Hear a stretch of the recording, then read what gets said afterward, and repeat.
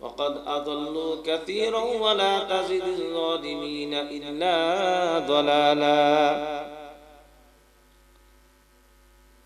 নূহ নবীর ওই যুগে তারা যাদের পূজা করত কিছু বুজুর্গ লোক যারা অত্যন্ত বুজুর্গ ছিল, এই লোকগুলোকেই তারা দেবতা হিসেবে কিভাবে মানছে? ওয়াদ্দা একটা দেবতার নাম, তারা নাম দেবতা দিয়েছে, দেবতা হিসেবে তারা গ্রহণ করে নিয়েছে। ইন্তেকাল করলো, ইন্তেকাল করার পর কান্নাকাটি শুরু করলো, এত বড় বুজুর্গ মারা গেছে। তো শয়তান সুযোগ নিল, এই দেবতার প্রতি তো তাদের আকর্ষণ আছে, এই বুজুর্গের প্রতি তো তাদের আকর্ষণ আছে, সুতরাং এদেরকে ধোঁকা দিলে ধোঁকা দেওয়া যাবে। এই কিছু লোক কাঁদতেছে, উনি মারা গেছে, ওনার অনেক অবদান আছে। তো শয়তান মনে করলো যেহেতু কাঁদতে মনটা তো নরম, আমি যদি আরেকটু অ্যাড করে দিই আমারটা গ্রহণ করুন। কি করবে? গ্রহণ করবে। শয়তান গিয়া বলতেছে তোমরা ওনার জন্য কাঁদতেছ, আসলে উনি অনেক বড় আলিম ছিল, বড় ভালো মানুষ ছিল, তার অনেক অবদান তোমাদের প্রতি।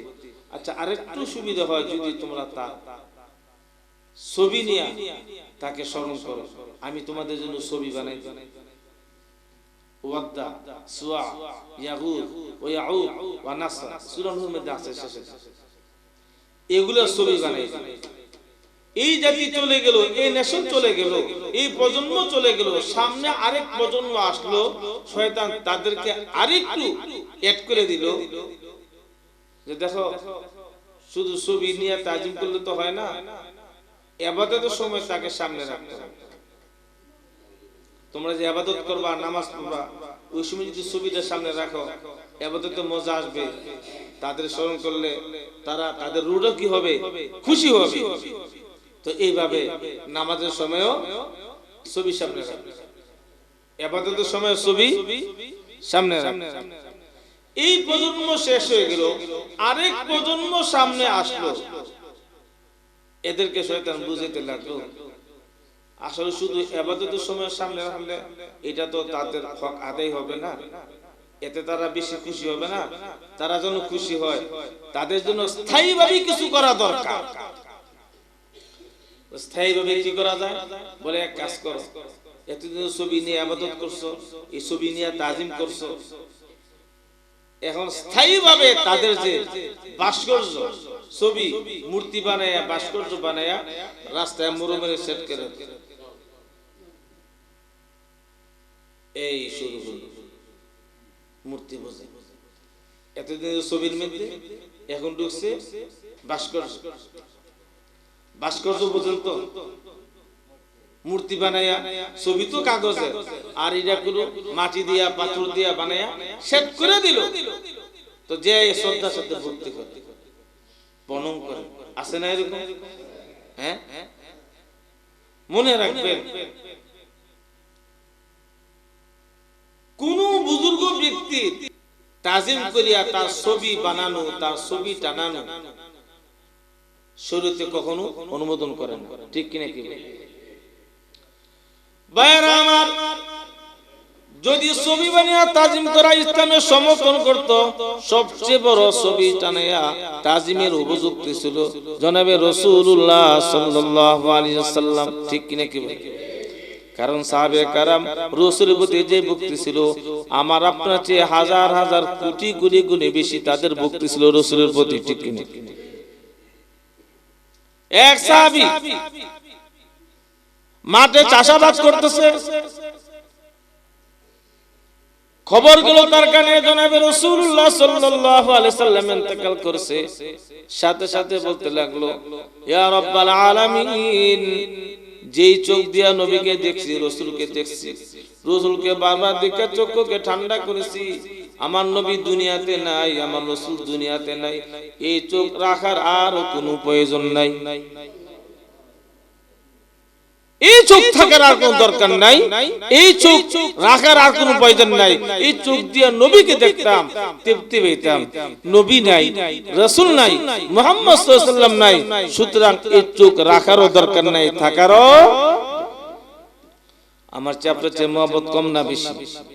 নবী করিম সাল্লাল্লাহু আলাইহি ওয়াসাল্লাম থুতুটা ফেলে ফালাইতে পারতো না, সাহাবায়ে কেরাম নিয়ে কারাগারে। নবী করিম সাল্লাল্লাহু আলাইহি ওয়াসাল্লাম নাকের ময়লা ফালাইতে গিয়ে সাহাবায়ে কেরাম এটা নিয়ে কারাকারি করে নিজের চেহারার মধ্যে মাখতে দেরি নাই। ওযুর পানি গড়ায় যাইতেছে, বরকত মনে করে নবীজির ওযুর পানি শরীরে মাখতেছে, বরকত মনে করে। মহব্বত আছে নাকি নাই? সাহাবা আমার চেয়ে আপনার চেয়ে কম না বেশি? হাজার কোটি কোটি গুণ বেশি, ঠিক কি না? যদি ছবি বানায় তাজিম করা জায়েজ হইতো, তো নবীর ছবি প্রত্যেকটা ঘরে ঘরে টানানো ওয়াজিব হইতো, ঠিক কি না?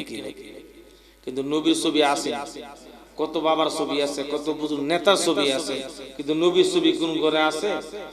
থাকতো যদি সাহাবায়ে কেরাম বানাইতো, দেখা দেখি আরো কত কোয়ালিটি বানালে, ঠিক কি না? আল্লাহ দরজাই বন্ধ করে দিয়েছে, ঠিক কি না? আজকে আমার আপনার ঘরে দেখেন পুতুলের আছে কি? অথচ পুতুল থেকে, এই ছবি থেকে মূর্তির পূজার মূল উৎস, এই ছবি থেকেই শিরকের আবির্ভাব, এই ছবি থেকেই মূর্তি পূজার আবির্ভাব। আজকে আমার আপনার ঘরের মধ্যে আলমারিতে শোকেজের মধ্যে পুতুল আছে, আছে কি নাকি? অনেক অফিসে নেতার ছবি আছে, আছে কি নাকি? হাসপাতালে যান, শিক্ষা প্রতিষ্ঠানে যান, স্কুলে যান, কলেজে যান, ভার্সিটি যান, মাদ্রাসার অফিসে পর্যন্ত ছবি ছিল কি? ছিল কি নাকি বলে? আর কিছুদিন থাকলে হয়তো মসজিদও ছবি টানাইতে হইতো। আল্লাহ হেফাজত করছে, ঠিক কি না? ঠিক কি না? কি বলে? আপনারা তো বলে যে হুজুর আপনার ছবির বিরুদ্ধে কেন লাগছে, আপনার মূর্তির বিরুদ্ধে, ভাস্কর্যের বিরুদ্ধে কেন লাগছে? আরে ভাস্কর্যের বিরুদ্ধে তো আমি না, আমরা না, আলেম না, নবী লাগছে, আল্লাহ লাগিয়েছে, ঠিক কি না? কি বলে? হ্যাঁ, এইভাবে তারা এক প্রজন্ম শেষ হয়, আরেক প্রজন্ম আসে, স্থায়ী ভাবে যখন নাকি ভাস্কর্য সেট করে দিল, স্থাপন করে দিল, এবার এটাকে প্রণাম করে, এবার এটাকে তাজিম করে, এবার শ্রদ্ধা করে, করতে করতে করতে গোটা জাতি শিরকে লিপ্ত হয়ে গেছে। দেবতা বানাই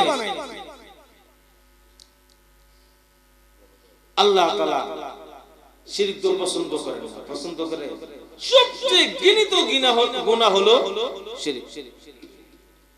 আল্লাহ বলেন ইন্নাল্লাহা লা ইয়াগফিরু আন ইউশরাকা বিহি ওয়া ইয়াগফিরু মা দুনা যালিকা লিমান ইয়াশা।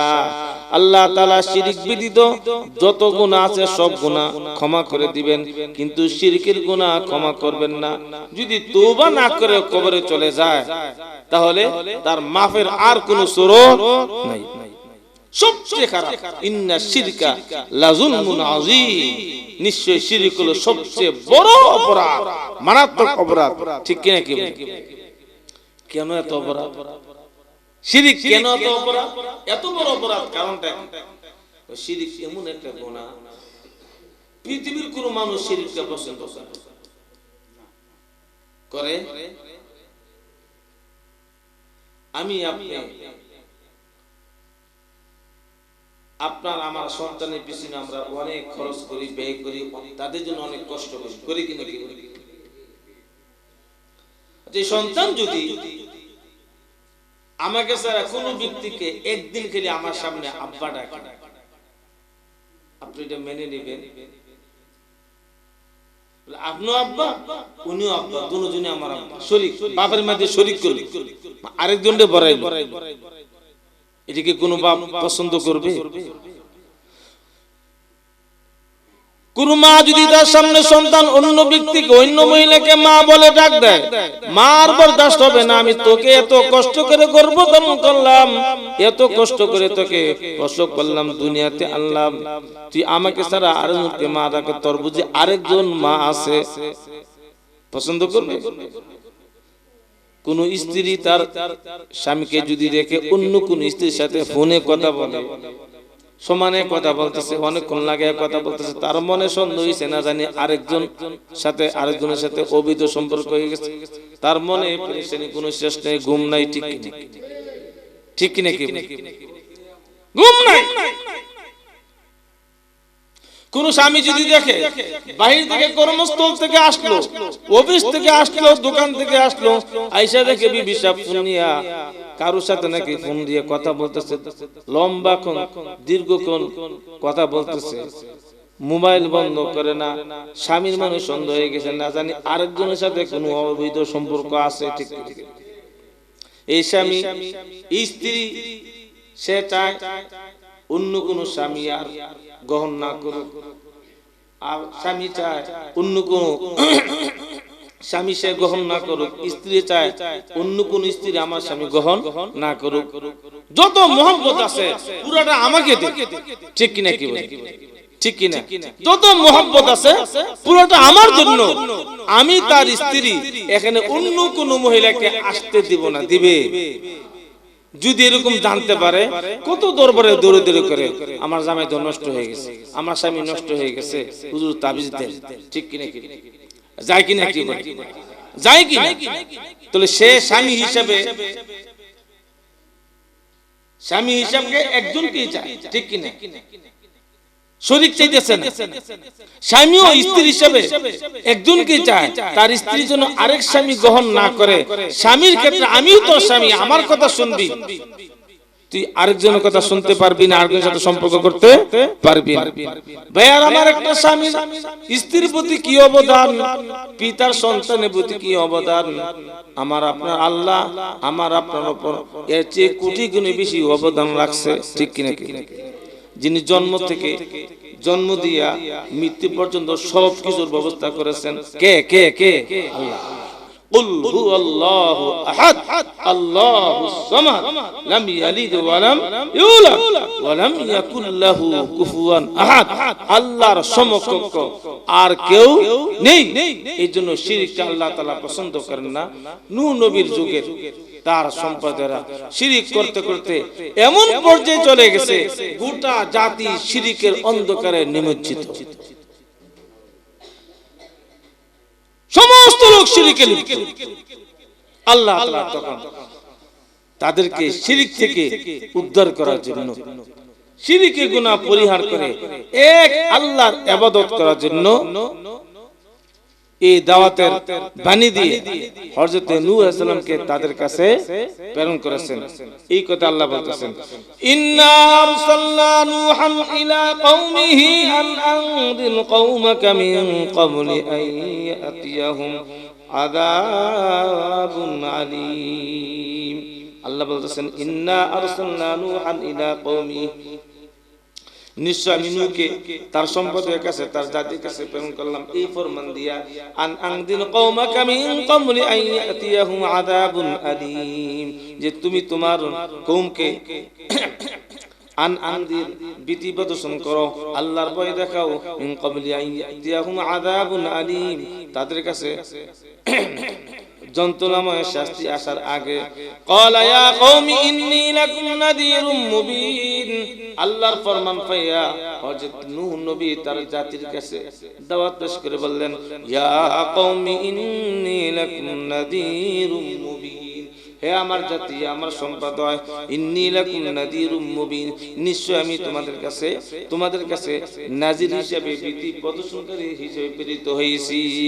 আনি ইবুদুল্লাহ ওয়াত্তাকুহু ওয়া আতিউন, আনি ইবুদুল্লাহ, এক আল্লাহর ইবাদত করো, ওয়াত্তাকু, আল্লাহকে ভয় করো, ওয়া আতিউন, আমাকে নবী হিসেবে মেনে নাও আর আমার আনুগত্য করো। সমস্ত কোরআনে মৌলিক কথা এটা, আল্লাহর ইবাদত করো, যেই যুগে যাকে আল্লাহ নবী বানায় পাঠাইছে তাকে। প্রায় নবী সূরা শুআরার মধ্যে বলছেন, ইন্নী লাকুম রাসূলুন আমিন ফাত্তাকুল্লাহ ওয়া আতিউন, ইন্নী লাকুম রাসূলুন আমিন ফাত্তাকুল্লাহ ওয়া আতিউন। প্রায় নবী কথা বলছেন, ইন্নী লাকুম রাসূলুন আমিন ফাত্তাকুল্লাহ ওয়া আতিউন। ওয়ামা আসআলুকুম আলাইহি মিন আজর ইন আজরিয়া ইল্লা আলা রাব্বিল আলামিন ফাত্তাকুল্লাহ আতিউন ফাত্তাকুল্লাহা ওয়া আতিউন। মৌলিক দাওয়াত এরা সমস্ত নবীর কাছে আল্লাহ তাআলা এই দাওয়াতটা মৌলিকভাবে দিয়েছে যে আল্লাহ ছাড়া কোনো মাবুদ নেই। গোটা ইসলামের মৌলিক কথা কি লা ইলাহা ইল্লাল্লাহ, সমস্ত নবীর কাছে এটা।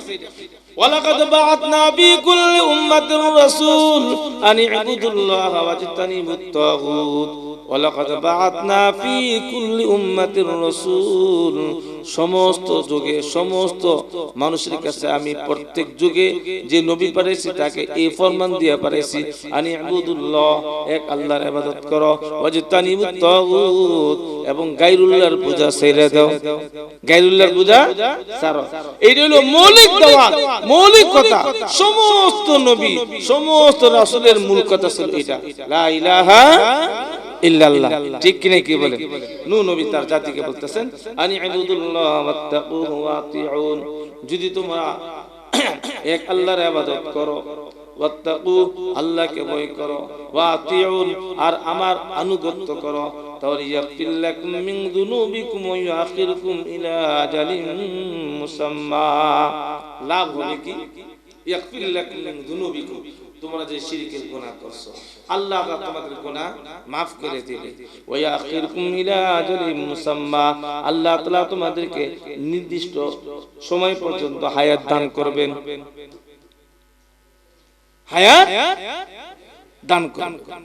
আর যদি না মানো, এর মধ্যে কথাটা আছে, আল্লাহর আনুগত্য যদি না করো, আল্লাহর ইবাদত যদি না করো, গায়রুল্লাহর পূজা যদি করো, মূর্তির পূজা যদি করো, নবীকে নবী যদি না মানো, তাহলে হায়াত পাইবা না, এর আগে তোমাদেরকে পালাবন দিয়ে শেষ করে দিমু। ঠিক কি না? ওয়া আখিরকুম ইলা আজালিন মুসাম্মা, তাফসীর বুঝতে হবে, শুনতে হবে। ওয়া আখিরকুম ইলা আজালিন মুসাম্মা, তার অর্থ হলো যেমন কোন সরকারি কর্মকর্তা সরকারি চাকরি করে, তার মেয়াদ থেকে 20 বছর, 25 বছর, 30 বছর পরে রিটায়ার্ড হয়ে যায়, তাই না? রিটায়ার্ড হয়ে যায় না? তো সরকারের পক্ষ থেকে যখন নিয়োগ হয় তখন এই কথাটা থাকে যে তুমি 25 বছর 30 বছর করতে পারবা, চাকরি করলে পরে রিটায়ার্ড হইবা, এরপর তুমি পেনশন পাইবা, তাই না? আর যদি এর আগে কোনো উল্টাপাল্টা করো, দুর্নীতি করলাম, সরকারের রাষ্ট্রীয় খাতের টাকা মাইরে খাইলাম, আছে কিনা দুর্নীতি? হ্যাঁ, একটা বালিশের কভারের দাম 28,000 টাকা, বুঝি কিনা? তো এই কথাটা থাকে, তুমি পেনশন পাইবা তোমার মেয়াদ পরিপূর্ণ করলে, তবে যদি এর আগে উল্টাপাল্টা করো সাসপেন্ড হয়ে যাবে। ঠিক কিনা কথা? যদি দুর্নীতি করো, দুর্নীতি প্রমাণিত হয়, তো তুমি কিন্তু এর আগে শেষ। আল্লাহ তাআলা এটা বলেছেন, ওয়া ইয়াখিরকুম ইলা আজালিন মুসাম্মা ইন্না আজালাল্লাহি ইযা জাআ লা ইউআখার লাউ কুনতুম তা'লামুন, যদি তোমরা আল্লাহর আনুগত্য করো এবং আল্লাহকে ভয় করো, আর আমি নূহ নবীকে তোমরা নবী হিসেবে মেনে নাও, আল্লাহ তাআলা তোমাদেরকে ক্ষমা করে দিবেন এবং তোমাদের হায়াতকে পুরা করে দিবেন। আর যদি উল্টাপাল্টা করো, তাহলে এর মেয়াদের আগে কি শেষ। ইন্না আজালাল্লাহি ইযা জাআ লা ইউআখার লাউ কুনতুম তা'লামুন, হযরত নূহ নবী আল্লাহর পক্ষ থেকে ফরমান নিয়ে যখন জাতির কাছে পেশ করলেন, জাতি শুনতে চায় না, জাতি মানতে চায় না।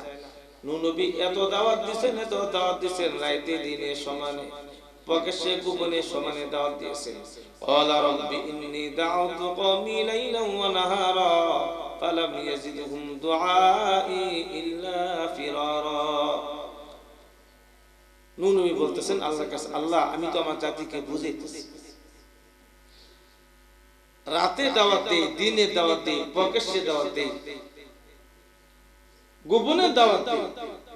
ওয়া ইন্নী কুল্লামা দাউতুহুম লিতাগফিরা লাহুম জাআলু আসাবিআহুম ফি আদানিহিম ওয়াস্তাউশাউ থিয়াবাহুম ওয়া আসররু ওয়াস্তাকবারু ইস্তিকবারা।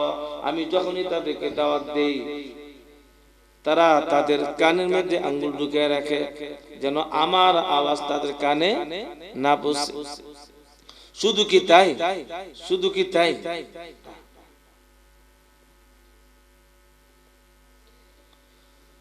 ওয়াস্তাউশাউ থিয়াবাহুম, মুখের মধ্যে কাপড় ধরে রাখে, চেহারার মধ্যে কাপড় দিয়ে চেহারা আটকে রাখে, ঢেকে রাখে যেন আমার চেহারা তারা না দেখতে পায়।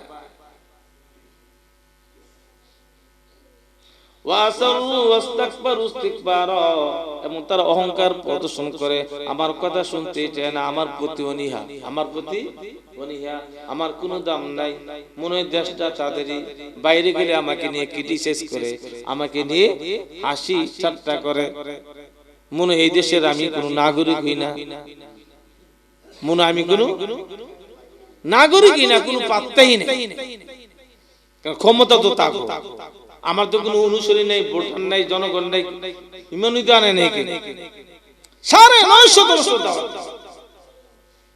ওয়ালাকাদ আরসালনা নূহান ইলা কওমিহি ফালাবিথা ফীহিম আলফা সানাতিন ইল্লা 50 আমা। 950 বছর দাওয়াত দিছে, পাইছে কয়জন? মাত্র 80 থেকে 82 জন। বুঝেছে কেমন? রাতে দিনে সারাক্ষণ, প্রকাশ্যে গোপনে সারাক্ষণ, কত ভাবে যে বুঝেছে। فَقُلْتُ اسْتَغْفِرُوا رَبَّكُمْ إِنَّهُ كَانَ غَفَّارًا يُرْسِلِ السَّمَاءَ عَلَيْكُمْ مِدْرَارًا। তাদের ওই যুগে তাদের উপর অনাবৃষ্টির কারণে খরা দেখা দিছে, অভাব অনটন দেখা দিছে। নূহ নবী এটাও বুঝাইতেছেন আল্লাহরে মানো, আল্লাহর কাছে ক্ষমা প্রার্থনা করো, শিরকে গুনাহ থেকে মাফ চাও, আল্লাহ তাআলা তোমাদের অভাব অনটন দূর করে দিবে। বৃষ্টি হয় না, অনাবৃষ্টি, বৃষ্টিও দান করবে। ফাকুলতু ইস্তাগফিরু রাব্বাকুম ইন্নাহু কানা গাফফারা ইরসিলিস সামাআ আলাইকুম মিদরারা ওয়া ইমদিদুকুম বিআমওয়ালিন ওয়া বানিন ওয়া ইয়াজআল লাকুম জান্নাতিন ওয়া ইয়াজআল লাকুম আনহারা। আল্লাহ তাআলা তোমাদের মালে বরকত দিবে, সন্তানে বরকত দিবে, সন্তানে বরকত দিবে। ওয়া ইয়াজআল লাকুম জান্নাতিন ওয়া ইয়াজআল লাকুম আনহারা, তোমাদের জন্য নদী নালা দান করে, এতে এর মধ্যে তোমরা এর থেকে চাষাবাদ করে বাগ বাগিচার মালিক হইতে পারবা। বাগ বাগিচা আল্লাহ তাআলা দান করেন। নূহ নবী যতই বুঝাইতেছে কিন্তু কাজ হয়, কত ভাবে বুঝাইতেছে। আলম তারো কাইফা খালাকাল্লাহু সাবআ সামাওয়াতিন তিবাকা ওয়া জাআলাল কমারা ফীহিন্না নূরান ওয়া জাআলাশ শামসা সিরাজা। নূহ নবী আরো বুঝাইতেছে, তোমরা কি দেখো না, আলম তারো কাইফা খালাকাল্লাহু সাবআ সামাওয়াতিন তিবাকা, কিভাবে আল্লাহ তাআলা 7 আসমানকে 7টা স্তর বিভক্ত করে আল্লাহ তাআলা সৃষ্টি করেছেন। ওয়া জাআলাল কমারা ফীহিন্না নূরা, আসমানের মধ্যে আল্লাহ তাআলা চাঁদ সৃষ্টি করে, চাঁদের মধ্যে আবার আল্লাহ তাআলা আলো দান করেছেন।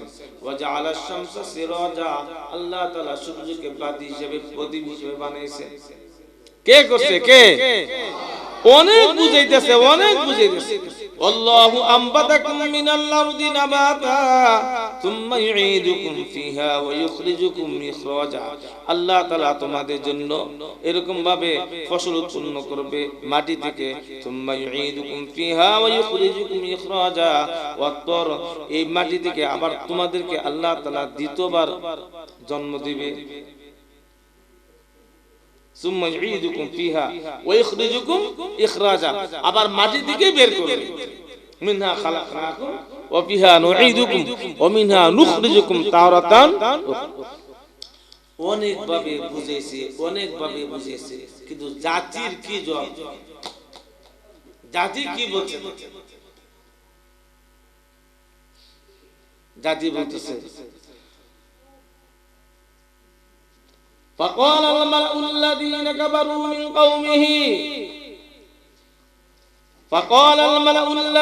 كفروا من قومه ما نراك إلا بشرا مثلنا وما نراك اتبعك إلا الذين هم أراذلنا بادي الرأي فقال الملأ الذين كفروا من قومه ما نراك إلا بشرا مثلنا وما نراك اتبعك إلا الذين هم أرادلنا بادي الرأي وما نرى لكم علينا من فضل بل نظنكم كاذبين তার কওমের লোকেরা বলল মা নারাকা ইল্লা বাশারুন মিথলানা তোমার বুঝি আল্লাহ নবী বানায় পাঠাইছে আল্লাহ আর কোন মানুষ হইছে তুমি তো আমাদের মতো সাধারণ মানুষ নবী বানাইলে আল্লাহ তোমারই কেন আর মানুষ থেকে কেন আল্লাহ ফেরেশতা বানাইতে পারতো না তোমার মাঝে আর আমাদের মাঝে তো কোনো ব্যবধান নেই তোমার আল্লাহ নবী বানায় পাঠাইছে অস্বীকার করে ওয়ামা নারাকা তাবাকা ইল্লাল্লাযীনা হুম আরাদিলুনা বাদিয়ার রাই পাঁচটা অভিযোগ করছে নবীকে মানে না নবীর প্রতি তাদের প্রশ্ন ছিল কয়টা এক নম্বর তুমি মানুষ মানুষ নবী হিসেবে আসতে পারে দুই নম্বর ওয়ামা নারাকা তাবাকা ইল্লাল্লাযীনা হুম আরাদিলুনা বাদিয়ার রাই আমরা দেখতেছি তোমার সাথে যারা উল্টা ভাষা করে সামান্য মুসলিম হাতে করে কয়েকজন যারা ঈমান আনছে তারা তো আমাদের সমাজের একদম হীন শ্রেণীর লোক নিম্ন শ্রেণীর লোক সুতরাং আমাদের পৃষ্ঠে যে বাজে তাদের সাথে তোমার প্রতি ঈমান নিম্ন শ্রেণীর লোক ছাড়া তোমার কথা কেউ সারা দেয় না তোমার প্রতি কেউ ঈমান আনে না দুই তিন নম্বর ওমা নারা লাকুম আলাইনা মিন ফাদলিন বাল নাদুন্নুকুম কাযিবিন আমরা দেখতেছি আমাদের উপর তোমার কোনো শ্রেষ্ঠত্ব নাই আমরাও মানুষ তুমিও মানুষ বাল নাদুন্নুকুম কাযিবিন আমাদের ধারণা তুমি মিথ্যু নবুয়ত প্রত্যাখ্যান করে দিল নবীকে মানলো আচ্ছা বলেন তারা এক নম্বর প্রশ্ন করলো আমাদের মতই মানুষ নবীকে মানুষ আর আল্লাহ তাআলা ফেরেশতা বানায় পাঠিয়েছে আশরাফুল মাখলুকাত মানুষ তো আল্লাহ তাআলা তো মানুষ থেকে নবী পাঠায় মানুষের নবী তো মানুষই হবে আচ্ছা মানুষের নবী যদি মানুষ না হইয়া বাঘ ভাল্লুক অন্য কিছু হইতো ডরবে কথা শুনতো না বাঘ তো পারে অন্য জাতি যদি পাঠাইতো চিনি না বুঝি না মানুষ মানুষের সাথে ভাব আদান প্রদান করে কথাবার্তা বলে সম্পর্ক সৃষ্টি হয় এইজন্য কথা শুনতে চায় এখানে যদি অন্য কোনো প্রাণী অন্য কোনো জাতের শ্রেণীর লোক আসতো অন্য কোনো শ্রেণী মাখলুক আসতো তাহলে কি কথা বলতে পারতো দুই নম্বর যে অভিযোগটা এটা মারাত্মক তাদের অহংকারের একটা আলামত ওমা নারাকা তাবাকা ইল্লাল্লাযীনা হুম আরাদিলুনা বাদিয়ার রাই আরে আমরা তো দেখতেছি তোমার কথা যারা শুনে ঈমান আনে তারা আমাদের সমাজে নিম্ন শ্রেণীর লোক নিম্ন শ্রেণীর লোক মনে রাখবেন যারা নবী হয় তাদের সাথে সমাজে যারা গরিব তারাই উঠে বসে নবীদের ওয়ারেস যারা আলেম তাদের সাথে সম্পর্ক তাদেরই যারা বেশি গরিব মহব্বত করে ঠিক নাকি তারাই তো মসজিদে আসে যারা কোটিপতি হয় মসজিদে বুকে লেগে ফজর নামাজে কয়জন বড় লোক পাওয়া যাবে কোটিপতি কয়জন পাওয়া যাবে শতকরা একজন পাওয়া যাবে তাহলে বুঝা গেল নবীদের সাথে আলেমদের সাথে গরিবদের সম্পর্ক এটাই কি বেশি এরা বলতেছে আমাদের প্রেস্টিজ লাগে তোমার কাছে নিম্ন শ্রেণীর লোক যায় উঠে বসা করে তোমার মসজিদে যায় তোমার কথা ঈমান আনে আমরাও কি তাদের তো নিম্ন শ্রেণীর লোকের মতো ঈমান তোমার প্রতি ঈমান আনবো না প্রেস্টিজ মানে অহংকার তার মানে কি অহংকার মনে রাখবেন আল্লাহ নবীর সাথে যারা ছিল তারাও বেশিরভাগ গরিব ছিল আল্লাহর পক্ষ থেকে আদেশ اصبر نفسك مع الذين يدعون ربهم بالغداة والعشي يريدون وجهه واصبر نفسك مع الذين يدعون ربهم بالغداة والعشي يريدون وجهه নবী করিম সাল্লাল্লাহু আলাইহি সাল্লামের কাছে একদিন মক্কার কাফেররা নেতারা আবদার করলো ও মুহাম্মদ তোমার সাথে আমরা বৈঠক করতে চাই তবে তোমার দরবারে সারাক্ষণ দেখি যারা ইতর শ্রেণীর লোক নিম্ন শ্রেণীর লোক গরিব শ্রেণীর লোক তারা বসে থাকে তাদেরকে না সরাইলে তোমার সাথে আমরা আলাদা বৈঠক করতে পারি না, এটা আমাদের প্রেস্টিজে লাগে।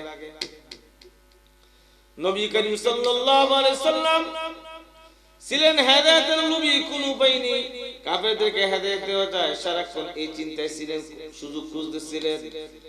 আল্লাহ নবী ভাবলেন যদি নিম্ন শ্রেণীর সাহাবী যারা আছে তাদেরকে একটু সরাই দেই, আর নেতা শ্রেণীর লোকরা যদি আমার সাথে বৈঠক করে তারা যদি ঈমান নিয়ে আসে তাহলে সমাজের সমস্ত লোক ঈমান নিয়ে আসবে, এটা তো ভালোই খারাপ কি?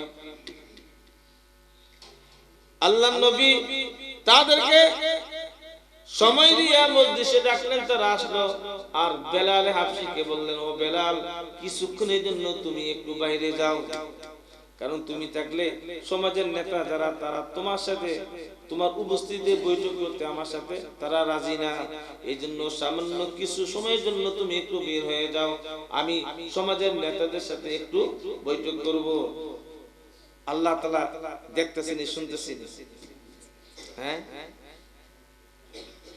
বেলাল হাবশী রাদিয়াল্লাহু তাআলা আনহু যেহেতু নবী বলছেন কিছুক্ষণের জন্য বের হয়ে যাও, তিনি বাইরে বের হয়ে তার মনে অশান্তি, আয় হায় আজকে গরিব হওয়ার কারণে, অসহায় কারণে আমি নবীর দরবারে স্থান পাইলাম না। মাবুদ,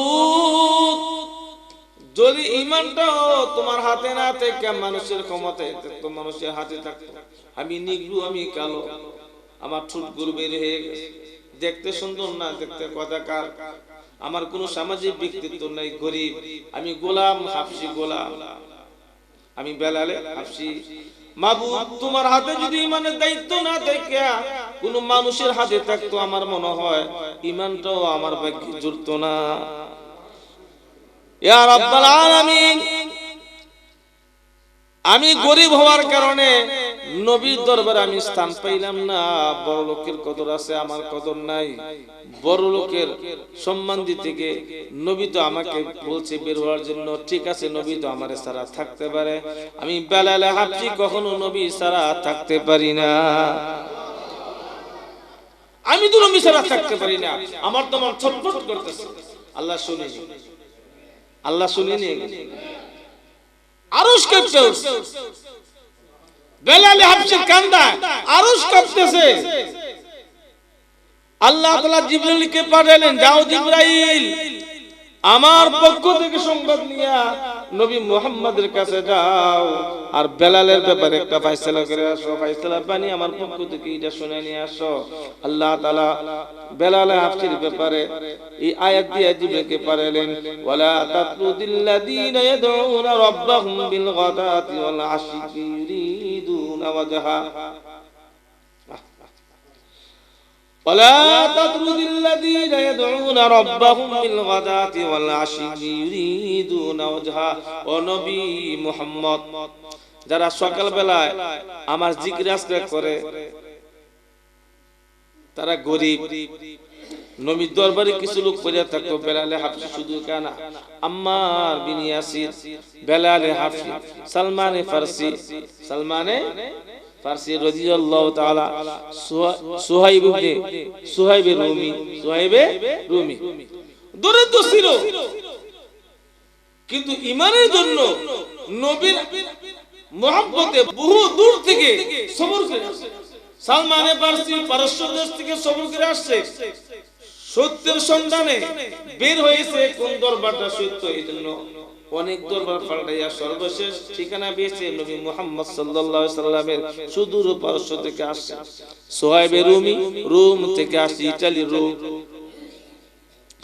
বেলাল হাবশা থেকে আসছে নবীর মহব্বতে, যদিও তারা গরিব কিন্তু তাদের অন্তরে আল্লাহর নবীর ভালোবাসা আছে, মহব্বত আছে কিনা, মহব্বত আছে কিনা, মহব্বত আছে। আল্লাহ তো বলতেছে, ও মুহাম্মদ, যে লোকগুলা আবদার করছে এই গরিব লোকগুলোকে যদি তারা দাও তাহলে তারা তোমার সাথে বৈঠক করব, মনে রাখবা তাদের মোহাম্মত আমার অন্তরে নাই, আমিও তাদেরকে মোহাম্মত করি না। কিন্তু বেলাল হাবশী, সুহাইব রুমি, আম্মার ইবনে ইয়াসার, সালমান ফারসি যারা দরিদ্র সাহাবী, তারা তোমাকেও ভালোবাসে, আমাকে ভালোবাসে, আমিও তাদেরকে ভালোবাসি। সুতরাং তাদেরকে তারাইয়া বড় লোককে তোমার মধ্যে আনা কোনো প্রয়োজন নাই। ওইগুলা কাফের, আমাকে মানে না, তোমাকে মানে না, আর এরা মানে যদিও দরিদ্র,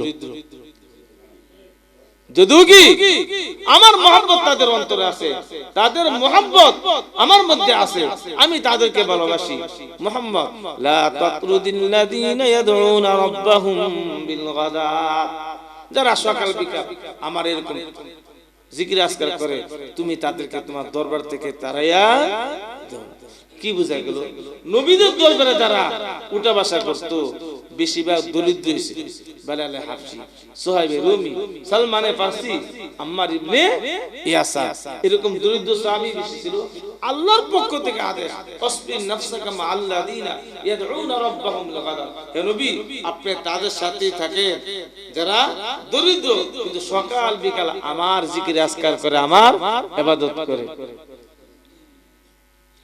নবী কয় আমার দরবারে যারা দরিদ্র আছে তোমরা বলতেছো তারাই দেওয়ার জন্য, আমি যদি তাদেরকে তারাই দেই আর আল্লাহ যদি আমাকে প্রশ্ন করে কেন তারাইলা, আমি কি জবাব দেব? হ্যাঁ, ওয়া কওমি লা আসআলুকুম আলাইহি মালা ইন আজরিয়া ইল্লা আলাল্লাহি ওয়া মা আনা বিতারিদিল লাযীনা আমানু ইন্নাহুম মুলাকু রাব্বিহিম ওয়ালাকিন্নী আরাকুম কওমান তাজহালুন। তাদের যত প্রশ্ন ছিল প্রত্যেকটা প্রশ্নের জবাব দিতে লম্বা হয়ে যাবে, আমি দুই একটা পয়েন্ট আলোচনা করতেছি।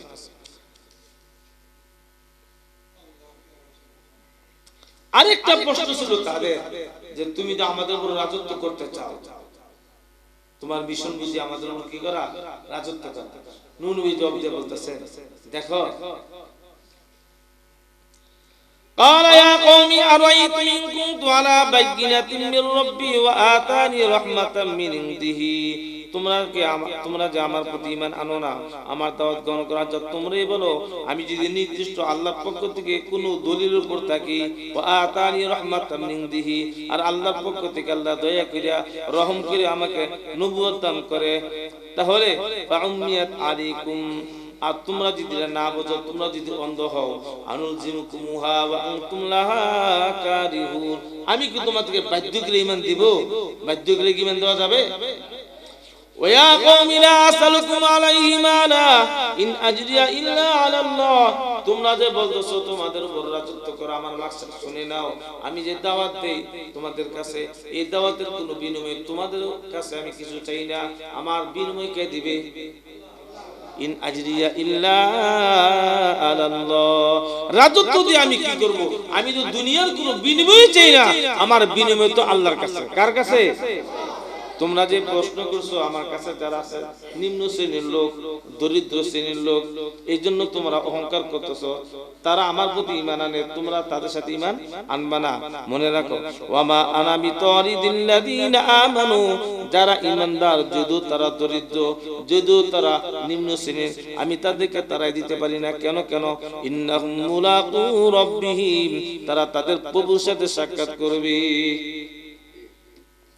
ওয়ালাকিন্নী আরাকুম কওমান তাজহালুন, তোমরা যে জন্য উল্টাপাল্টা কথা বলতেছো, অহংকারী কথা বলতেছো, আমি মনে করি তোমরা জাহেল, তোমরা অজ্ঞ। ওয়া কওমি মাইয়ানসুরুনি মিনাল্লাহি ইন তারাকতুহুম আফালা তাযাক্কারুন, হে আমার সম্প্রদায় তোমরাই বলো, আমি যদি এই দরিদ্র লোকদেরকে তাড়াই দেই, তাহলে আল্লাহ যদি আমাকে শাস্তি দেন, আমাকে কে সাহায্য? সুতরাং দরিদ্র লোককে অবহেলা করা যাবে না, কোন আলেম করতে পারে না, নবীরা করে নাই, নায়েবে রাসূল যারা, নায়েবে নবী যারা, তারাও করতে পারে না। নবী করিম সাল্লাল্লাহু আলাইহি ওয়াসাল্লাম তো মিসকিনকে এত ভালোবাসতেন বলার মতো। উনি তিরমিজি শরীফের হাদিসে আছে, আল্লাহ নবী সর্বদা দোয়া করতেন, اللهم احيني مسكينا وامتني مسكينا واحشرني في زمرة المساكين ওগো আল্লাহ যতদিন আমাকে জীবিত রাখবা মিসকিন অবস্থায় রেখিও। আমি মিসকিন, যখন আমাকে মৃত্যু দিবা মিসকিন অবস্থায় মৃত্যু দিও। ওয়াহশুরনি ফি জুমরাতিল মাসাকিন, যখন আমার হাসর নসর করবা আমাকে মিসকিনের দলে দাঁড়ায় করে দিবা। সুবহানাল্লাহ। নূহ নবী বলতেছেন, হে আমার সম্প্রদায়, তোমরা যে ধরনের জাহিলি কথাবার্তা বলতেছো, দরিদ্র লোকদেরকে আমি তাড়াই দেওয়ার জন্য, আমি যদি তাদেরকে তাড়াই দেই তারা তো আল্লাহর সাথে সাক্ষাৎ হবে বলে। আর যখন আমি তাদেরকে তাড়াই দেব, আল্লাহ যদি আমাকে আযাব দেয়, শাস্তি দেয়, আমাকে কে রক্ষা করবে? সুতরাং কি বোঝা গেল, তোমরা যতই উল্লাপাল্টা কথা বলো না কেন, তোমাদের কথার কারণে আমি ওমা আনা বিতারিদিল মুমিনিন ইন আনা ইল্লা নাদিরুম মুবিন। অন্য আয়াতে আল্লাহ বলতেছেন, সূরা শুআরার মধ্যে আল্লাহ বলতেছেন, ওয়ামা আনা বিতারিদিল মুমিনিন ইন আনা ইল্লা নাদিরুম মুবিন। আমি যারা দরিদ্র তাদেরকে বিতাড়িত করে দিতে পারি না। এবার তারা অগ্নিশর্মা হয়ে গেছে। قالوا لئن لم تنته يا نوح لتكونن من المرجومين قال رب إن قومي كذبون فافتح بيني وبينهم فتحا ونجني ومن معي من المؤمنين। ترى دكتا مانين. قال نوح رب إنهم عصوني واتبعوا من لم يزده ماله وولده إلا خسارا ومكروا مكرا كبارا। ওগো আল্লাহ, তারা তো আমাকে মৃত্যু প্রতিপন্ন করতেছে, তারা আমার কথা মানতেছে না, তারা হুমকি দিয়েছে, ইয়া নূহ লা তাকুনান্না মিনাল মারজুমিন। তুমি যদি তোমার এই মিশন থেকে, এই দাওয়াত থেকে, আমাদের মূর্তির দেবতার বদনাম বলা থেকে, সমালোচনা থেকে তুমি যদি বিরত না হও, ইয়া নূহ লা তাকুনান্না মিনাল মারজুমিন, তোমাকে পাথর মেরে হত্যা করে ফেলবো। একদিন এমন ঘটনা ঘটছে, নবীকে পিটাইতে পিটাইতে পিটাইতে পিটাইতে অজ্ঞান করে ফেলছে। অজ্ঞান কইরা অজ্ঞান হয়ে গেছে, মনে করছে মারা গেছে, কম্বল দিয়ে ঢেকে রাখছে, লড়ে না, নড়াচড়া করে না, মনে করছে মারা গেছে। নূহ নবী অনেক কষ্টের পর আবার সুস্থ হইলেন। সুস্থ হয়ে আবার দাওয়াত দেওয়া শুরু করলেন, ইয়া কওমি ইন্নী লাকুম নাযীরুম মুবিন আন ইবুদুল্লাহ ওয়াত্তাকুহু ওয়া আতিউন। এক আল্লাহর ইবাদত করো, গায়রুল্লাহর পূজা ছাড়ো, ওয়াদাসু আয়া নাসরা, এই যে দেবতার পূজা তোমরা করো এগুলা ছাড়ো, এক আল্লাহকে মানো, আমাকে নবী বলে স্বীকার করে নাও। সুস্থ হয়, আবার মাইর খায়, আবার পাথর মেরে এরকম ভাবে আহত করে, রক্তাক্ত করে ফেলে, অজ্ঞান করে ফেলে, আবার এরকম অজ্ঞান হয়, আবার সুস্থ হয়, সুস্থ হইলে আবার দাওয়াত দেওয়া শুরু করে। ঈমানও আনে না, আর নবীর দাওয়াতও ছাড়ে না। তারা ঈমানও আনে না, নবীর দাওয়াতও ছাড়ে না, বিরক্ত হয় না। কত বছর, কত বছর, 950 বছর। আমি আপনি ইমামতি করি, যদি 2 বা 3 মাস যাই, কাঠে আলে ঠিক কিনা? আমার জান্নাত আমি যাব, তার জাহান্নামে সে যাবে। যারা দায়ী এই কথা বুঝতে হবে, ঈমান আনুক আর না আনুক, আমার কাজ আমাকে করতে হবে, ঠিক কিনা? নূহ নবী হাল ছাড়ে না, মাইর খায়, আহত হয়, রক্তাক্ত হয়, হুশ হারায় ফেলে, জ্ঞান হারায় ফেলে, আবার যখন সুস্থ হয়, হুশ ফিরে আসে, আবার একই কথা, ইয়া কওমি ইন্নী লাকুম নাযীরুম মুবিন আন ইবুদুল্লাহ ওয়াত্তাকুহু ওয়া আতিউন ইয়াগফির লাকুম মিন যুনুবিকুম ওয়া ইউআখিরুকুম ইলা আজালিন মুসাম্মা। মাইর খাইতে খাইতে একদিনের ঘটনা, উনি এত দাওয়াত দিছে, কত ছিল? 950 বছর। কয় বছর দাওয়াত দিছিল? দাদারের দাওয়াত দিছে, দাদা চলে গেছে, ওনার ছেলে দাওয়াত দিছে, চলে গেছে। এরপরে নাতি বেছে, নাতিরও দাওয়াত দিছে, নাতি চলে গেছে। পুতিরে বেছে, পুতিরও দাওয়াত দিছে। কারণ আল্লাহ হায়াত দিয়েছে 950 বছর। কত? এটা মুজিজা ছিল। হযরত আদম আলাইহিস সালাম পেয়েছেন 960 বছর হায়াত, আর হযরত নূহ আলাইহিস সালাম পেয়েছেন 950 বছর, 950 বছর হায়াত। এই দুই নবী সবচেয়ে বেশি হায়াত পেয়েছেন। এটা মুজিজা। এটা কি তাদের? এটাই মুজিজা। দাদারে দেখছে, ওনার ছেলে দেখছে, নাতিরে দেখছে, পুত্রও দেখছে। প্রজন্মকে এরকম ভাবে দাওয়াত দিতেছে, এরকম ভাবে একের পর দাওয়াত দিতে, কিন্তু বিরক্ত হয় না। কিন্তু কি হয় না, একদিন দাওয়াত দেওয়ার জন্য বের হয়েছে, এক বুড়া তার কোলে একটা শিশু নিয়ে হাঁটতেছে। নূহ নবীকে দেখলো, নূহ নবীকে দেখে বলতেছে, একে চিনুনি? বাচ্চা বলে না। একে?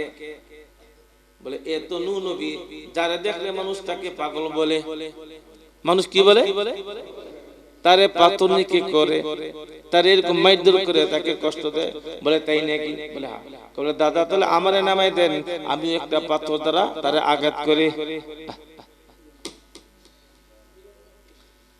যেই মাত্র শুরু বাচ্চা,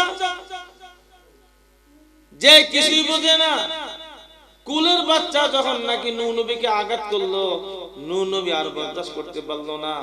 নূহ নবী ভাবলেন, ওগো আল্লাহ, এতদিন আমি ভাবছিলাম, আমার আশা ছিল এই জাতি থেকে আরো বুঝি কিছু ইমানদার পয়দা হবে, ইমান আনবে। এখন যা দেখতেছি, এই কুলের ছোট বাচ্চা কিভাবে বুঝলো আমি নবী? আমাকে এরকম ভাবে ইট পাটকেল করতে হবে, আমাকে পাথর দ্বারা আঘাত করতে হবে, আমাকে রক্তাক্ত করতে হবে। বোঝা গেছে তাদের বালার নষ্ট হয়ে গেছে, তাদের বালার ক্যান্সার হয়েছে। এই রক্ত থেকে আর কোন বাচ্চা জন্ম হইল ইমানদার বাচ্চা হবে না। এই বাচ্চা, এই বংশ থেকে যত মানুষ আসবে, কেউ আল্লাহর ফরমাবরদার বান্দা হবে না, সবাই নাফরমান হবে। নূহ নবী কয়, আমি জানি তুমি জানো না তাদের অন্তরে কি আছে, মনে খবর তো আমি জানি। ইন্নাহু আলিমুম বিদাতিস সুদূর। অনু, তুমি এতদিন ধৈর্যের পরিচয় দিয়েছো, 950 বছর দাওয়াত দিয়েছো, আমি কথাটা তোমার কাছে প্রকাশ করি নাই। তুমি অনেক ধৈর্য পরিচয় দিয়েছো, দাওয়াতের কাজ করতে গিয়া অনেক ধৈর্যের পরিচয় দিয়েছো। তবে আজকে শুনে নাও, ওয়া উহিয়া ইলা নূহিন আন্নাহু লা ইউমিনা মিন কওমিকা ইল্লা মান ক্বাদ আমান ফালা তাবতাইস বিমা কানু ইয়াফআলুন। وأوحي إلى نوح أنه لن يؤمن من قومك إلا من قد آمن فلا تبتئس بما كانوا يفعلون. হে নূহ, আল্লাহ তাআলা ওহী প্রেরণ করলেন, আন্নাহু লা ইউমিনা মিন কওমিকা ইল্লা মান ক্বাদ আমান, যারা এই কয়জন ঈমান আনছে তো আনছে, নতুন করে আর তোমার কওম থেকে কেউ ঈমান আর কখনো আনবে না। লান ইউমিন, লা ইউমিনা, আর নতুন করে ঈমান আনবে না। ফালা তাবতাইজ বিমা কানু ইয়াফআলুন, এখন থেকে তারা তোমার বিরুদ্ধে যত ষড়যন্ত্র করে, তোমাকে যত মারধর করে, রক্তাক্ত করে, এর জন্য কোনো তোমার টেনশনের কোনো কারণ নাই। ফালা তাবতাইজ বিমা কানু ইয়াফআলুন, আমি তাদের প্রত্যেকটা মাইরের প্রতিশোধ নেব। এরা যে তোমাকে দেশছাড়া করতে চায়, এরা যে তোমাকে রক্তাক্ত করতে চায়, এরা তোমাকে পাথর হত্যা করতে চায়, এর জন্য তুমি চিন্তিত হও না, আমি তাদের অচিরে প্রতিশোধ নেব, নিতেছি। তখন নূহ আলাইহিস সালাম দোয়া করলেন, قال نوح رب لا تذر على الأرض من الكافرين ديارا إنك إن تذرهم يضلوا عبادك ولا يلدوا إلا فاجرا كفارا. এবার নূহ নবী বদদোয়া করলেন। অনেকেই বলে নূহ নবী বদদোয়া কেমনে করলো? আমাদের নবী তো বদদোয়া করেন, তায়েফের ময়দানে রক্তাক্ত হইছে, বদদোয়া করছে, আল্লাহুম্মা গফিরলি কওমি ফাইন্নাহুম লা ইয়ালামুন, আল্লাহ আমার সম্প্রদায়কে কওমকে মাফ করে দাও, তারা বুঝে না, আমাকে চিনে না, চিনতে পারে নাই, বুঝতে পারে নাই, তাদের আগামী প্রজন্ম থেকে হয়তো কেউ ঈমান আনতে পারে। নূহ নবী যে বদদোয়া করছে এটা এমনি, এক তো উনি মজলুম ছিলেন, অনেকে মারধর করছেন, তো জালেমের বিরুদ্ধে এমনি বদদোয়া, তাফসীর বোঝেন ভালো করে, জালেমের বিরুদ্ধে বদদোয়া করা যায় না? এরা জালেম না? নূহ নবী মজলুম, তো জালেমের বিরুদ্ধে বদ্ধ করা কি আছে? দুই নম্বর কথা হলো উহিয়া ইলাইয়া আন্নাহু লা ইউমিনু মিন কওমি। সূরা হুদের মধ্যে আল্লাহ তাআলা বলতেছেন, নূহ তোমার জাতি থেকে আর নতুন করে কেউ ঈমান আনবে না, যারা আনা তারা তো এনে ফেলছে, নতুন করে এখন আর কেউ ঈমান আনবে না, তাদের বালাদ নষ্ট হয়ে গেছে, বালাদ ক্যান্সারে ধরছে, ক্যান্সারের রোগী বাসে, এগো ঈমানের ক্যান্সার হইছে। কি হইছে? ঈমানের। সুতরাং তাদের থেকে আর কেউ ঈমান আনবে না। নূহ নবী এবার একটু আশ্বাস পাইলেন, দায়িত্ব মুক্ত হইলেন, যেহেতু ঈমান আনবেই না, দাওয়াত তো আর কম দেয়নি, বুঝেই তো তার কম বুঝেই নাই, ৯৫০ বছর বুঝাইলাম, রাতে দিনে প্রকাশ্যে গোপনে সমানভাবে তাদেরকে বুঝাইলাম, কিন্তু তারা ঈমান আনলো না। আল্লাহ যেহেতু বলতেছে ঈমান আর আনবে না, আল্লাহ কথাই তো ঠিক। ওগো আল্লাহ, যদি আর কেউ ঈমান নাই আনে, যেহেতু তাদের বালাদ নষ্ট হয়ে গেছে, বালাদ ক্যান্সার হয়ে গেছে, রক্ত দূষিত হয়েছে, এই রক্ত দিয়া যত বাল বাচ্চা দুনিয়াতে আসবে, এই বাল বাচ্চা আর ভালো হবে না, বেঈমান হবে, ঈমানদার হবে না। قال نوح رب لا تذر على الأرض من الكافرين ديارا। তখন নূহ নবী বদুয়া করলেন, এবার তো বদুয়া আল্লাহর পক্ষ থেকে পারমিশন, যেহেতু ওহি আসছে আর ঈমান আনবে না, এটা নূহ নবী নিজে থেকে বলে নাই, যেহেতু আল্লাহ তাআলা ইশারা ইঙ্গিত দিয়েছে আর ঈমান আনবে না, এইজন্য নূহ নবী এবার বদুয়া করতেছেন, লা তাযার আলাল আরদি মিনাল কাফিরিনা দাইয়ারা। ওগো আল্লাহ, পৃথিবীর বুকে এমন ক্যান্সারের রোগী আর রাখার কোনো দরকার, এই ক্যান্সারের রোগী ঈমানের ক্যান্সার, ঈমানের ক্যান্সারের রোগী আর রাখার কোনো কি নাই, প্রয়োজন নাই, দরকার নাই। কেন দরকার নাই? এই ক্যান্সারের রোগী যদি দুনিয়াতে থাকে, তারা দুইটা ক্ষতি করবে। কয়টা ক্ষতি করবে? দুইটা। তাফসীর বুঝছেন? قال نوح رب لا تذر على الأرض من الكافرين ديارا إنك إن تذرهم يضلوا عبادك ইন্নাকা ইন তাদারহুম ইদিল্লু ইবাদাক। এই ক্যান্সারের রোগীগুলো যদি আপনি বাকি রাখেন দুনিয়াতে, তাদেরকে যদি ধ্বংস না কইরা দুনিয়াতে আমার তাদেরকে জীবিত রাখেন, জিন্দা রাখেন, তো তারা দুইটা ক্ষতি করবে। এক নম্বর ক্ষতি করবে ইন তাদারহুম ইদিল্লু ইবাদাক, আপনার বান্দা দুনিয়াতে যত আসবে সবগুলোকে এরা বেঈমান বানাইবে, বেঈমানি বানাইবে, কাফের বানাইবে, পথভ্রষ্ট করবে, গোমরা বানাইবে। ঠিক কি না? যেহেতু রক্ত দূষিত হয়ে গেছে, তাদের দ্বারা আর ঈমানের কাজ হবে না, তারা আরো বান্দা দুনিয়াতে যত আসবে সবগুলো তারা কাফের বানাইবে, গোমরা বানাইবে। দুই নম্বর, ওয়ালা ইয়ালিদু ইল্লা ফাজিরুন কাফারা, তাদের থেকে কোনো বাচ্চা আল্লাহর ফরমাবরদার বান্দা দুনিয়াতে আসবে না, যত প্রোডাকশন দিবে সবই ফাসিকার ফুজ্জার। সুতরাং তাদেরকে দুনিয়াতে আর বাকি রাখা যাবে না, আল্লাহ তাদেরকে ধ্বংস করে দেবে। আচ্ছা, নূহ নবী যে বদদুয়া করলেন, এই বদদুয়া কি ওনার নিজের স্বার্থে করছে? দাওয়াত তো শেষ হই, আর তো কষ্ট করতে হইব না, আল্লাহ তো বলছে, দায়িত্ব মুক্ত হয়ে গেছে না, তাহলে বদদুয়া কেন করলো? নূহ নবী বদদুয়া কইরা আর যদি পৃথিবীতে লক্ষ লক্ষ মানুষ আসতো, যাদেরকে এই নূহ নবীর উম্মতরা গোমরা পথভ্রষ্ট করত, এগুলো তো জাহান্নামী হইতো, বাকি বান্দাদেরকে জাহান্নাম থেকে বাঁচাইলো। ঠিক কি নাকি? তো বদদুয়া করছে কি ভালো হইছে না খারাপ হইছে? না ভালো হইছে। খারাপ হইছে না ভালো হইছে? সুতরাং নূহ নবী যে বদদুয়া করছে, নবুইয়া কেমনে বদদুয়া করে এটা তো ঠিক না, কিন্তু নূহ নবী নিজের পক্ষ থেকে বদদুয়া করে নাই, আল্লাহর পক্ষ থেকে পারমিশন পেয়েছে।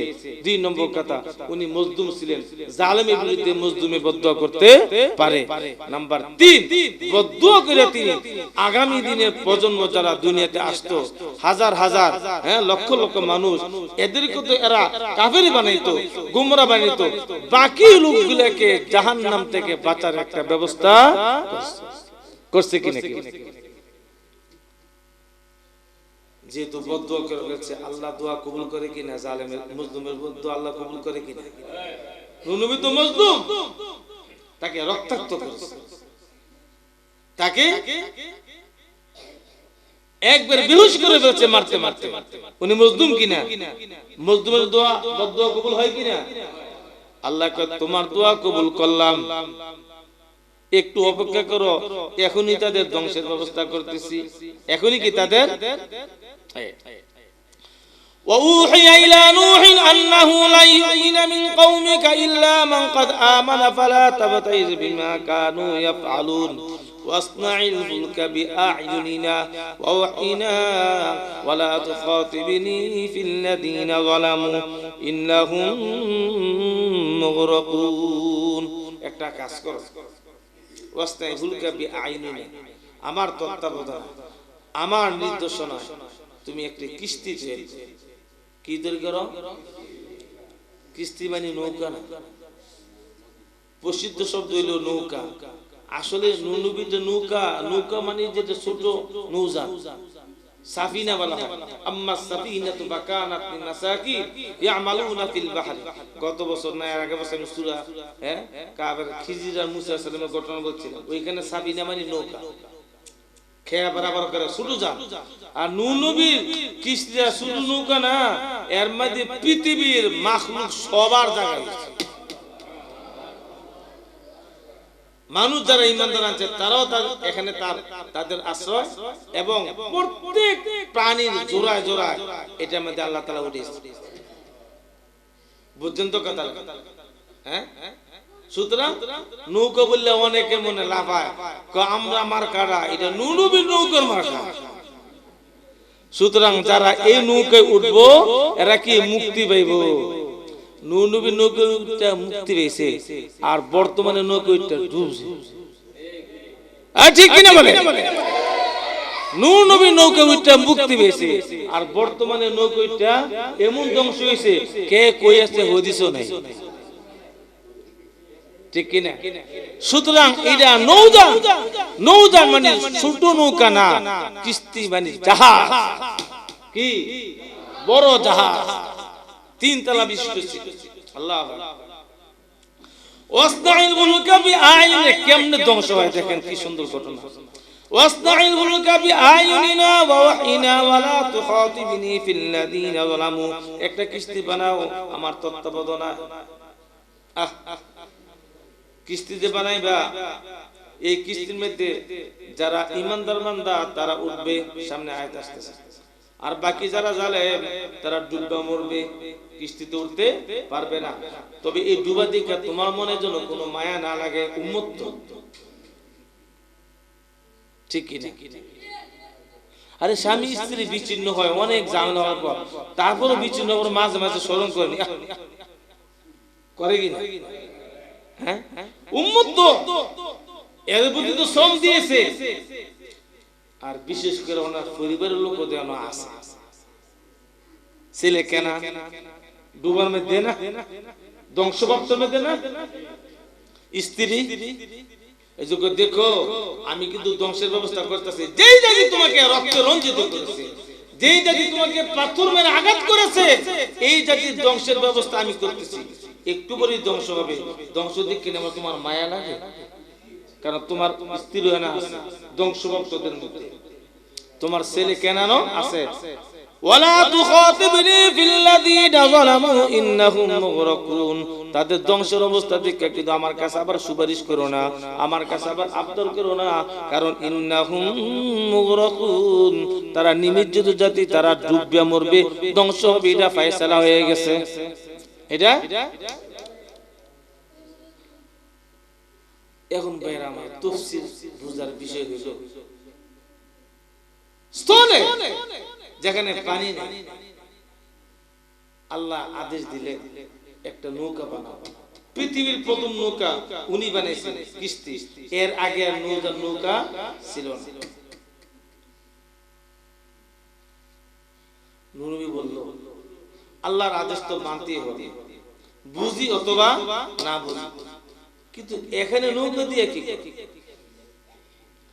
ভাইরা আমার আল্লাহ যখন যে আদেশ করে বুঝে আসুক অথবা না বুঝে আসুক সাথে সাথে তা মানা জরুরি, ঠিক কিনা কি বলে? বুঝে আসে না, অনেক সময় এরকম হুকুম আসে বুঝে আসে না। হযরত ইব্রাহিমকে আল্লাহ তাআলা বলেন ছেলে জবাই করো, স্বপ্নে দেখেছেন তাও, কিন্তু বুঝে আসে না। উনি প্রশ্ন করে নাই কেন জবাই করতাম, ছেলে কি দোষ করছে? ইদ ক্বালা লাহু রাব্বুহু আসলিম ক্বালা আসলামতু লিরাব্বিল আলামিন। আল্লাহ বলছে আত্মসমর্পণ করো, আমি যা বলি তা মানতে বাধ্য, মানবা কিনা সারেন্ডার করো। আসলামতু লিরাব্বিল আলামিন, উনি বললেন আমি আল্লাহর কাছে সারেন্ডার হয়ে গেলাম, যেই বিধান আসে আমি তা মানতে বাধ্য, বুঝে আসুক অথবা না বুঝে আসুক। হযরত মূসা আলাইহিস সালামের মার কাছে আল্লাহ তাআলা ওহী পাঠালেন, ওয়া আওহাইনা ইলা উম্মি মূসা আন আরদিহি ফাইদা খিফতি আলাইহি ফাআলকিহি ফিল ইয়ামি ওয়া লা তাখাফি। হাজার হাজার পুত্র সন্তান ফেরাউন ধ্বংস করে ফেলছে, জবাই করে ফেলছে। মুসার মা আতঙ্কে আল্লাহর কাছে দোয়া করলেন, আল্লাহ আমার মুসাকে বাঁচার একটা ব্যবস্থা করো। আল্লাহকে ব্যবস্থা আমি দিতেছি, একটা কাজ করো।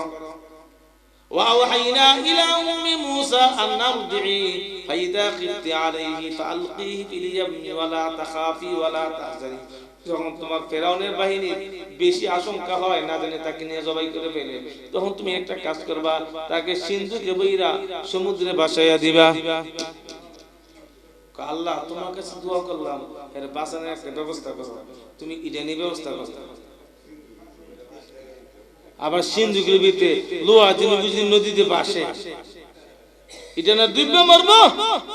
আর যদি লোহা চতুর্দিকে ভাসে, যদি তার মধ্যে মেহনত কিরা ওইভাবে কাজ করা হয়, যেরকম কিস্তি ভাসে, জাহাজ ভাসে, অনেক মেহনত করছে না, পরিশ্রম করছে না, হ্যাঁ?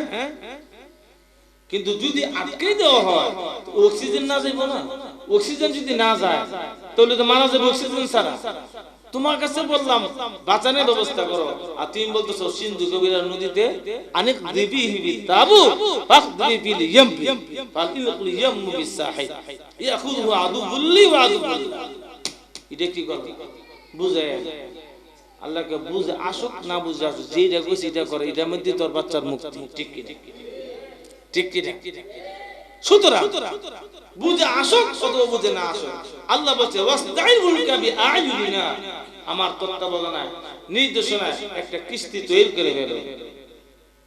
নূহ নবী পানি নাই, জল নাই, কিছু নাই, স্থলের মধ্যে নৌকা বানানো শুরু করছে।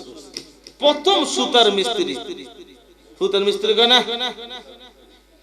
কাঠ মিস্ত্রি, প্রথম পৃথিবীর প্রথম কাঠ মিস্ত্রি হযরত নূহ আলাইহিস সালাম। ওনার আগে আর কেউ মিস্ত্রি, কাঠ মিস্ত্রি ছিলেন। এই নৌকা বানানো শুরু করছে, জিবরাইল পাঠিয়ে দিয়েছে, জিবরাইল ডিরেকশন দিয়ে দিয়েছে, এমনি কো এমনি পাতাম নিয়ে আইও, তারকরা নিয়ে আইও, গজাল নিয়ে আইও, কাঠ নিয়ে আইও, এমনি জোড়া দাও, এত বানাইও, এই সাইজের সাইজ কি আছে না আছে এগুলো নিয়ে আলোচনার সময় নেই। বুঝতেছেন তো কথা?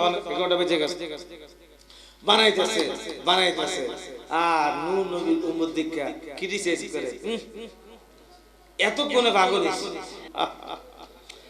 যখনই নূহ নবীর উম্মতটা নৌকার পাশে দিয়া যায় আর উনি তারকারা লাগায়, গজাল লাগায়, পাতাম লাগায়, দেখতেছে নৌকা বানাইতেছে, তারা ক্রিটিসাইজ করে, ঠাট্টা করে, উপহাস করে, নৌকা চলবো রে, শুকনা দিয়ে নৌকা চলবে। নূহ নবী জবাব দেয়, আমার সাথে যদি ঠাট্টা করো আমারও কিন্তু ঠাট্টা দিন আসতেছে, বেশি দিন নাই। قال إن تسخروا منا فإنا نسخر منكم كما تسخرون فسوف تعلمون। যদি আজকে আমার সাথে ঠাট্টা করো নৌকা দিয়া, ও চিরে এমন দিন আসতেছে আমিও কিন্তু তোমাদের সাথে ঠাট্টা করব, ঠাট্টা দিন আমারও আসতেছে। فسوف تعلمون, মজা বুঝবা। من يأتيه عذاب يخزيه ويحل عليه عذاب مقيم حتى إذا جاء أمرنا وفارت النور। আল্লাহ তাআলা বলেন মুসা, নূহ তুমি কিস্তি বানাইতে দেখো, বানাইতে বানাইতে যখন দেখবা ফারাতান নূর, চুলার মধ্যে পানি উঠাইতেছে, তো তুমি বুঝে নিবা যে অচিরেই আযাব তাদের কাছে আইসা পড়তেছে। হাত্তা ইদা জাআ আমরুনা ওয়া ফারাতান নূর قل نحمل فيها من كل زوجين اثنين وأهلك إلا من سبق عليه القول وما آمن معه إلا قليل যখন তুমি দেখবা চুলার মধ্যে পানি উঠতেছে তুমি বুঝবা আযাব আসতেছে আযাব আসতেছে কুলনা মিন ফিহা মিন কুল্লিন যাওজাইন ইসনাইন আহলাকা ইল্লা মান সাবাকা আলাইহিল কওলু ওয়া মান আমান আল্লাহ তাআলা বলেন আমি নূহকে বললাম যখন দেখি এই আলামত আইসা যাবে গজবে আলামত তুমি প্রত্যেক পানিকে জোড়ায় জোড়ায় কিস্তি মেদে উঠাইবা আর তোমার আহাল যারা তোমার সাথে যারা ঈমান দারসিও ঈমান আনছে তাদের উঠাইবা আর বাকি যারা আছে সবগুলা ইন্নাহুম মুগরাকুন ডুববে মারা যাবে ডুববে মারা যাবে যখন পরিপূর্ণভাবে হযরত নূহ আলাইহিস সালাম কিস্তি বানায় ফেলছে কিস্তি প্রস্তুত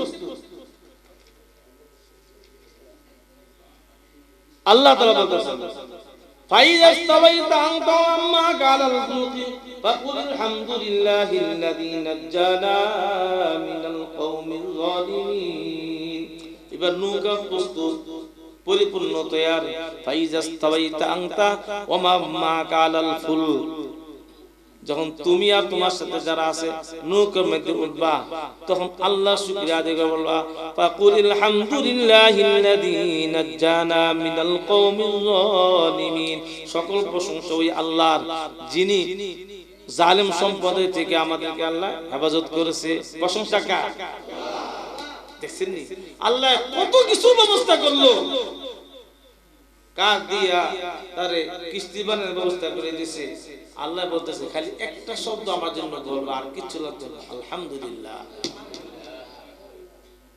আলহামদুলিল্লাহ তামলাউল মিজান মিজানের পাল্লাকে ভরপুর করে দেয় আল্লাহ কত কিছু করে চায় শুধু আলহামদুলিল্লাহ প্রশংসা কি চায় এইটা আল্লাহ খুশি হয়ে যায় এইজন্য এই শব্দ দিয়ে কোরআন শুরু আলহামদুলিল্লাহি রাব্বিল আলামিন প্রশংসা কার আল্লাহ যাই হোক এবার নূহ নবী জোড়া জোড়া প্রাণী উঠেছে মনে করেন হাঁস একটা বেটার একটা বেটা মুরগা ছাগল ছাগি ষাঁড় গাভী এরকম জোড়া জোড়া করছে কেন এই জাতিকে শেষ করে দিয়ে ধ্বংস করে দিয়ে আমি আমার নতুন পৃথিবী সাজাইব নতুন পৃথিবী গঠন করব এই বেঈমানের বাচ্চার একটাও রাখুন না ওই ইমানদার বাচ্চারা যে আসবে তাদের তো চলতে ফিরতে সংসার করতে এই পশু পাখির দরকার আছে কিনা পৃথিবী আবাদ করার জন্য দরকার লাগবে কিনা এই জন্য জোড়া জোড়া উঠাও এগুলা বীজ হিসাবে এর থেকে আর হাজার হাজার লক্ষ লক্ষ প্রাণী আবার আল্লাহ সৃষ্টি করবে ঠিক কিনা আল্লাহ তাআলা এবার বললেন এক একটা জোড়া নিয়া তুমি তোমার ইমানদার উম্মত নিয়া ওঠো উঠবা যে আমার নাম নেই قال اركبوا فيها بسم الله مجراها ومرساها ان ربي لغفور رحيم আল্লাহ নাম নিয়ে করছে ওয়া তাজরি বিহিম শেষ করে দিয়েছে ওয়া তাজরি বিহিম ফি মাউদিন কাল জিবাল ওয়া নাদা নূহ ইবনাহু ওয়া কানা ফি মাযিন ইয়া বুনাইয়া রকাম মানা নূহ নবী তার ছেলেকে বলছে এই কিস্তিতে ওঠো ওয়া কানা ফি মাযিন ইয়া বুনাইয়া রকাম মানা সে ছিল কিস্তি থেকে দূরে ইয়া বুনাইয়া রকাম মানা মায়া স্বরূপ ছেলেকে ছিল তো কাফের ডাক দিয়ে বলছে আরে আমার কাছে উঠলে মুক্তি পাবি আমাদের সাথে নৌকা উঠ কিস্তিতে উঠলে ওয়ালা তাকুম মাল কাফিরিন কাফেরদের সাথে থাকিও না এখন ঈমান আননা ঈমানদার হইয়া আমাদের সাথে নৌকা উঠো কিস্তিতে কি জবাব قال سأبي إلى جبل يعصمني من الماء আমি নৌকা উঠতাম না আমিও মুক্তির ব্যবস্থা করতেছি কেমনে আমি পাহাড়ে গিয়ে আশ্রয় নিব ইয়াসিমুনি মিনাল মা যে পার আমাকে পানি থেকে রক্ষা করবে ক্বালা লা আসিমাল ইয়াউমা মিন আমরিল্লাহি ইল্লা মান রহিম আজকে দিনে আল্লাহর রহমত ছাড়া কোনো পাহাড় কোনো কিছু হেফাজত করা ক্ষমতা রাখে না। ওয়াহালা বাইনাহুমাল মাউত ফাকানা মিনাল মুগরাকিন। এই কথা বলতে বলতে পালাবন শুরু হয়ে গেল, পালাবনের ঢেউ এসে গেল কেনান। কেনান কি? ওয়ানাদা নূহু রাব্বাহু ফাকালা রাব্বি ইন্না ইবনী মিন আহলি। এই আলোচনা আমার শেষ। নূহ নবী দেখতেছে তার ছেলে ডুবে মারা যাইতেছে, তার স্ত্রী ডুবে মারা যাইতেছে, ছেলে তো রক্তের সম্পর্ক, এই জন্য মায়ের বশীভূত হইয়া ছেলের জন্য আল্লাহর কাছে সুপারিশ করে ফেলছেন। এই যে সামান্য নবীদের ছোটখাটো ভুল হয়েছে, সগীরা ছোট ছোট অনিচ্ছা, নাদাউ রাব্বাহু ফাকালা রাব্বি ইন্না বিনি মিন আহলি ওয়া ইন্না ওয়াদাকাল হক। ও গো আল্লাহ, তুমি যে ওয়াদা দিছিলা আমার আহল দ্বারা ফাসলু ফিহা আহলাক, তুমি তোমার আহলকে উঠাও। আল্লাহ কয় না, তোমার আহল তোমার ছেলে না, তোমার ছেলে তোমার পরিবার থেকে বিচ্ছিন্ন। কেন? নবীর পরিবার কোনদিন কাফের হয় না, নবীর পরিবার হয় ঈমানের ভিত্তিতে। কিসের ভিত্তিতে? কিসের ভিত্তিতে? তোমার ছেলে যদি ঈমান আনে নাই, ক্বালা ইয়া নূহ ইন্নাহু লাইসা মিন আহলিক ইন্নাহু আমালুন গায়রু সালিহ ফালা তাসআলনি মা লাইসা লাকা বিহি ইলম ইন্নী আইযুকা আন তাকুনা মিনাল জাহিলিন। হে নূহ, তুমি তোমার সন্তানের জন্য তুমি সুপারিশ করো না। আমি তো আগেই বলছি মালা তুখাতিবিনি ফিল্লাযিনা যালামু ইন্নাহুম মুগরাকুন। আযাবের ব্যবস্থা করতেছি, তুমি যেহেতু আমার কাছে বদদোয়া করছো আমি কবুল করেছি। আমি এও বলছিলাম মায়া নিয়ে আবার সুপারিশ করা শুরু করো। তোমার সন্তান তো নিমজ্জিত হবে, তোমার স্ত্রী তো নিমজ্জিত হবে, মায়া নিয়ে আবার আপিল করা শুরু করো আমার দরবারে। আগেই দোয়া করেছিলাম, মনে রাখো তোমার ছেলে কেনান তোমার আহল না, তোমার আহল হলো তারা যারা তোমার সাথে ঈমান আনছে। ইন্নাহু লাইসা মিন আহলিক ইন্নাহু আমালুন গায়রু সালিহ ফালা তাসআলনি মা লাইসা লাকা বিহি ইলম। যে বিষয়ে তোমার কোনো ইলম নাই এই ব্যাপারে আমার কাছে সুপারিশ করতে আসে। কেনান তার ছেলে, তার স্ত্রীও কাফের, কেনানও কাফের। আচ্ছা বলেন, মুক্তির কোনো ব্যবস্থা হয়েছে? কেন হয় নাই? নবীর সাথে পিতা পুত্রের সম্পর্ক আছে, কিন্তু ঈমানি সম্পর্ক। স্ত্রীও নিমজ্জিত, ধ্বংসপ্রাপ্ত। স্বামী স্ত্রীর সম্পর্ক আছে, কিন্তু ঈমানি সম্পর্ক। ভাইয়া আমার কথা শেষ। আখিরাতে নাজাত পাইতে হইলে ঈমানি সম্পর্ক লাগবে। ঈমানি সম্পর্ক ছাড়া কেউ কারোর জন্য সুপারিশ করতে পারবে না। যেহেতু ঈমানি সম্পর্ক ছেলের নাই, বাপ ইয়া ছেলের পক্ষে সুপারিশ করার ক্ষমতা আল্লাহর কাছে নাই। হযরত ইব্রাহিম সাল্লাম তার বাপ ছিল কাফের, উনি নবী, ছেলে নবী কিন্তু বাপ কাফের। নূহ নবী নিজে নবী, তার ছেলে কাফের। ইব্রাহিম সাল্লাম নিজে নবী, তার বাপ কাফের। এইজন্য ইব্রাহিম সাল্লামের জন্য তার বাপের পক্ষে সুপারিশ করার অধিকার নাই, অধিকার নেই। আল্লাহ বন্ধ করে দিয়েছে।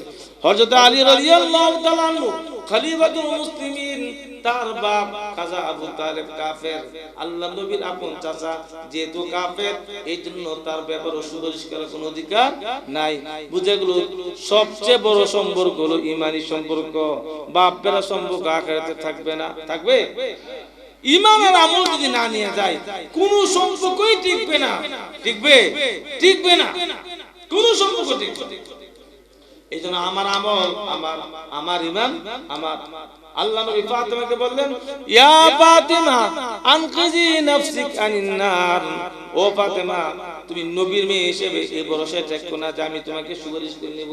তুমি নিজে আমল দ্বারা জাহান্নামের আগুন থেকে বাঁচার চেষ্টা করো। এই জন্য আমার নিজের ঈমান, এটা আমার আমল, এটা কি আমার। দুনিয়াতে দেখেন কোন কিছু যদি অসম্পূর্ণ থাকে, এটা সম্পূর্ণ করার ব্যবস্থা আছে। যেরকম মনে করে আমি বাড়ি করছি, হ্যাঁ, বা জায়গা কিনছি, ঘর তুলতে পারলাম না, আমার ছেলে গরু উঠেছি কিন্তু ভালো হয় না, জীর্ণ শীর্ণ হয়েছে, তো ছেলে এসে ইনকাম ভালো হইলে বিল্ডিং করবে, ঠিক কিনা? কিন্তু আখিরাতে যদি কোনো অসম্পূর্ণ থাকে, এটা সম্পূর্ণ করার কোনো ব্যবস্থা নাই।